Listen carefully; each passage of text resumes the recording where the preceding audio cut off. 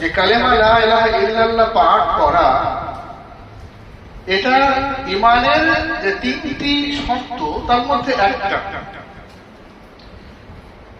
ঈমান কাকে বলে এর ব্যাখ্যা বিশ্লেষণ অনেক। শুধুমাত্র আমি কোরআনের আলোকে আল্লাহ সুবহানাহু ওয়া তাআলা কালেমা তাইয়্যিবা লা ইলাহা ইল্লাল্লাহ কি ব্যাখ্যা করেছেন, স্বয়ং আল্লাহ সুবহানাহু ওয়া তাআলা যে ব্যাখ্যা করেছেন আমি সেটাই এখানে উপস্থাপন করার চেষ্টা করব ইনশাআল্লাহ।